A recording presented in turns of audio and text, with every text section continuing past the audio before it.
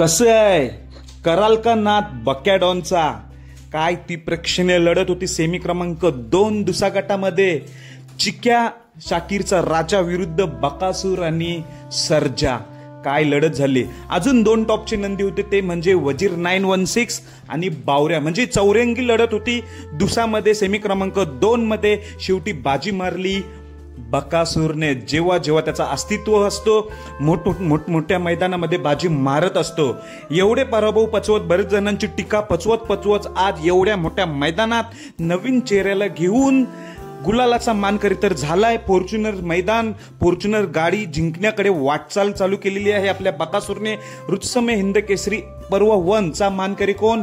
बकासूर यांनी 1 नंबर तेव्हा केला होता. त्यांनी पुन्हा एकदा सिद्ध केलंय की आपणच ही गाडी घेऊन जाणार आहोत, असं त्यांनी दाखवून दिलंय.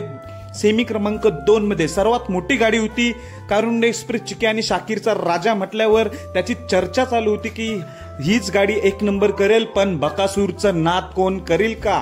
शेवटी बकासूर आहे, नवीन चेहऱ्याला घेऊन आज सेमी क्रमांक 2 पास केलेला आहे. तो पण सर्जा, जो नावात नव्हता. स्वर्गीय पंढरी शेठ फडके यांचा जो आत्ताच नवीन खरेदी 20 लाखाची सर्जा, दुसा किंग सर्जा 10-10 सरकार आज नवीन चेहऱ्याला घेत टीकाकारांना उत्तर दिलंय. फायनलसाठी पात्र झालाय आणि आज नक्कीच फॉर्च्युनर गाडीचा मानकरी होऊ शकतो.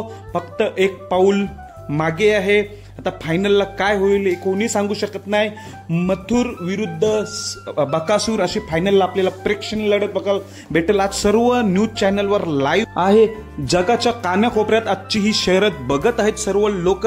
त्यामुळे सर्वांचा लाडका बैलगाडा क्षेत्रातील देव बकासूर आणि बिंजोडचा बादशाह मथुरकडे आता फायनलकडे लक्ष लागेल. कोण जिंकेल फॉर्च्युनरची गाडी? नक्कीच कमेंटद्वारे सर्वांनी उत्तरं द्या. धन्यवाद भावांनो.